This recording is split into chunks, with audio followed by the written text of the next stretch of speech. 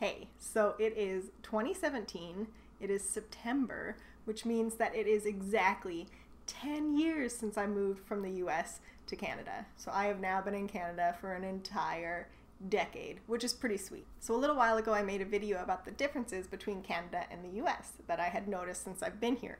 And while I was editing and rewatching that video, I had noticed so many things that I missed out and I really wanted to say.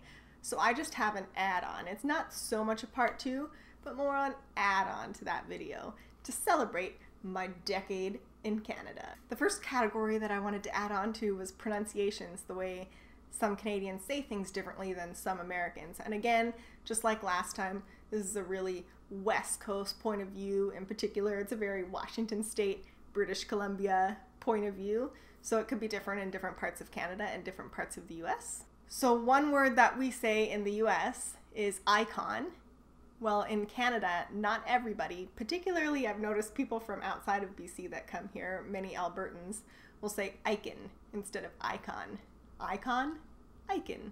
Another similar one to that is lava. I did not expect people to say lava differently here, but they say lava. Almost everyone says lava. Okay, and another one that I actually really hate, it bothers me so much, is the word decal. When you cut out a decal and stick it to something like a car decal, a window decal. In Canada, most everyone here says decal. It looks like some places on the east coast of Canada, they say decal, just like Americans, but definitely on the west coast, it's decal. Another one is that Americans, they will say huh if they didn't hear what you said. Huh? Stuff like that. In Canada, not so much. Usually say words instead of huh, and you say excuse me or pardon me. So when I grew up and it was winter, you went to a hill with snow and brought your sled and went sledding. Now people in Canada, what I would call a sled, people in Canada would call a toboggan. It looks like the word toboggan originates from the Mi'kmaq word for sled, so they mean the same thing in the end, but Canada's picked up toboggan. I've noticed that Canadians will use the word phone as a verb, whereas Americans would only use it as a noun. If I wanted to call you, I'd say, I'll call you later. A Canadian might say, I'll phone you later. Here in Canada, if you're underage and you want to buy liquor, you ask someone that's older than you to boot for you. So booting for someone means going into the store and getting them alcohol when they're underage and bringing it back out to them. That's called booting. Actually, I have no idea what that's called in the US because I'm a good kid and I never did that. There probably is a word for it, but I'm pretty sure it's not booting because I had never heard that before until I came here. When you put your hair up in a ponytail in the States, you use a hair tie, or at least where I was from, called it a hair tie. Maybe a hair band, but usually a hair tie. In Canada, I've noticed people say the word elastic. We also don't call Canadian bacon in Canada. So the equivalent thing here to Canadian bacon is called back bacon. But I actually don't see it on menus as much as I would see Canadian bacon on menus in the States. So I'm not sure if it's way more popular in the States. I have no idea. So my second of three categories is kind of just the way things are in Canada, or at least in BC. When I first came here, I really noticed this, that at McDonald's, when there's a big M arch, in the center of the arch, there's a little Canadian maple leaf. And that just doesn't exist in the States. There's no American flag. There's no flag. So actually, when I first came to Canada, I thought, man, these people have so much pride. There's Canadian flags everywhere. They're on McDonald's. They're all over the place. And I found it interesting when a couple of years ago, someone mentioned traveling to the States to me and said, oh my God, you guys have so many American flags up everywhere. They're all over the place. When I thought it was the opposite. So I think it might just be what you're used to seeing. I'm not used to seeing a ton of Canadian flags. So that's why they were so noticeable to me. But the one on the McDonald's sign is uniquely Canadian. While healthcare is universal in Canada, that also makes it a bit slower. So some test or x-ray that might take 1 day or 1 hour to get in the States if you needed it could take many, many months in Canada. Although I think the quality of healthcare is just as good. It just takes longer, but it is universal, so I was surprised the first time I was waiting for mail here and learned that mail does not come on Saturdays in Canada. So in the States, you get mail on a Saturday, but in Canada, it's only on weekdays. At first, I thought that was a little lame, but it ended up not being a problem anyway, because I don't buy as much stuff online in Canada because shipping to Canada is so ridiculously expensive. So you don't need mail as much here as you do in the States when you can shop online. So in the States, there are deposit slips and little slips when you get into a bank that you fill out before you get to the teller. If you don't want to fill out a slip, you don't have to. It just makes things faster. But there are no deposit slips in Canada. You just walk straight up to the bank teller after waiting in a big long line. It's hard to say which is better or faster or slower than the other country's bank system, because here in Canada, you also have to make a lot more appointments to get things done. Like if you want a new account, you have to make an appointment. In the States, you just walk in, they'll sign you up. We got the chip on credit cards in Canada way before the States. It's only a couple years old in the US. When you're at a restaurant in Canada, your server will bring the bank machine, the wireless bank machine, to your table, and you put in your card and your code and you pay right there at your table. And in the States, I still find it kind of weird now that I've been here for so long, that when you're paying for a meal, you give the credit card to the server and they walk away with it. They take away your credit card. There aren't really situations in Canada where someone takes your credit card away, because you're gonna need to use the chip and put in your password anyway, so they can't take it away. So the last category that I wanted to add on to were the things that each country has that's a little bit different than the other one. So I was a Girl Scout, so this one I noticed when I was here. In the US, you have Girl Scouts. In Canada, you have Girl Guides. They are essentially the same thing. Actually, Girl Guides in Canada came about 2 years before the Girl Scouts did in the US, so Canada was a little bit ahead. And the women that founded those two organizations were actually friends.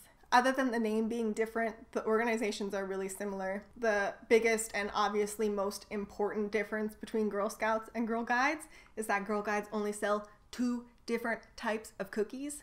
2, and they've been the same ones for as long as I've been here. In the States, Girl Scouts have tons of cookies. Even non-Girl Scouts will be excited when it's Scout cookie season, and they'll go to the store and there's always Girl Scouts there, and they're always buying a bunch of boxes. Here, I don't really see Girl Guides that often, don't hear anyone talking about it. It's a little bit different.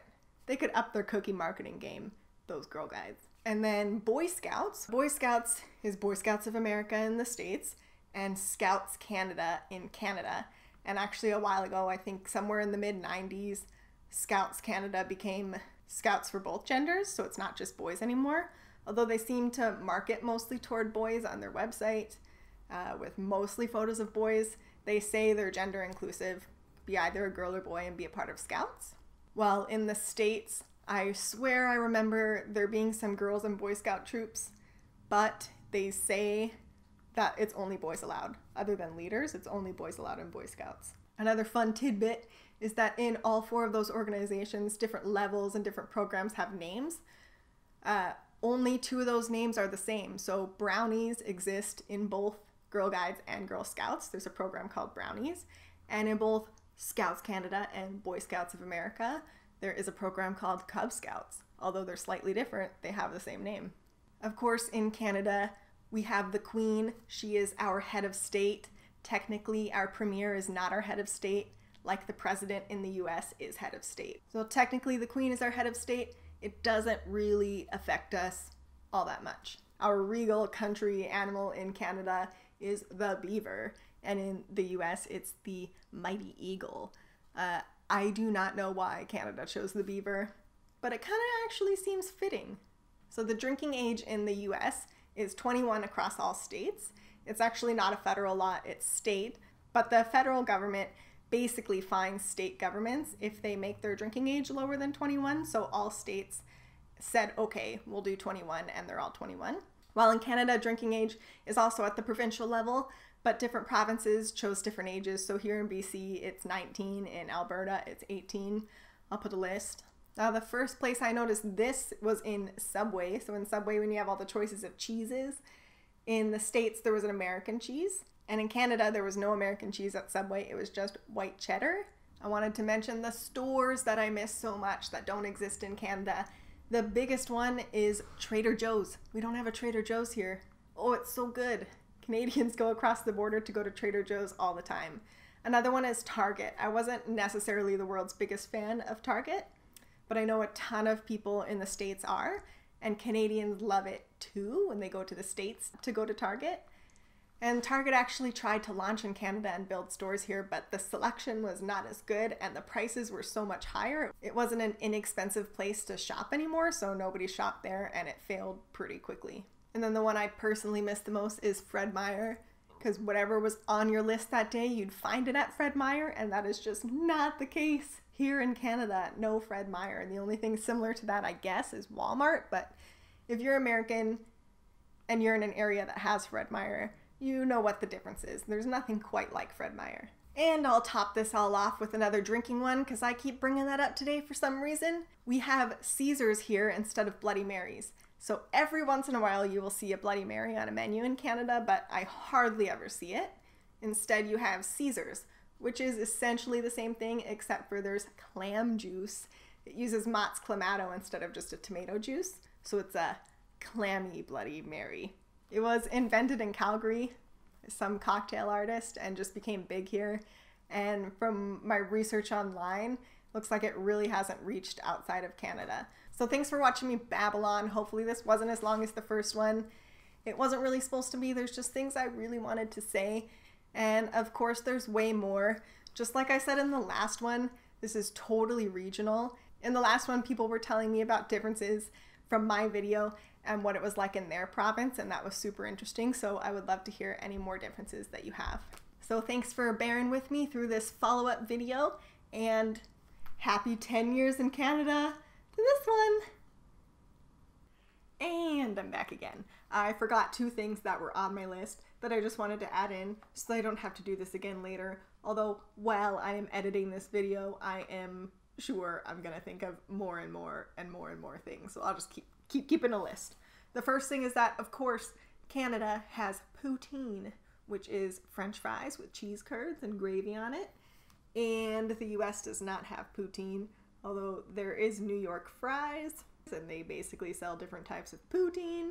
But either way, poutine is a thing that it originated in Quebec. It's very Canadian. Super Canadian. The other thing is the money. Of course, the bills are different colors, but they are now also different materials.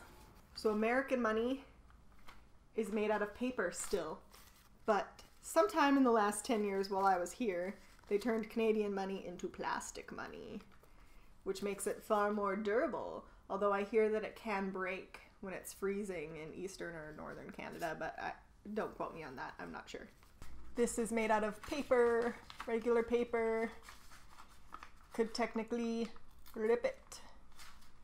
And the Canadian money is made out of plastic. Even has these holographic transparent parts, but it's plastic. Cannot rip it. I'm trying to rip with my nails right now, but you can't. You cannot rip a Canadian bill. You can cut it though. All right, hopefully there's not another one of these. See ya.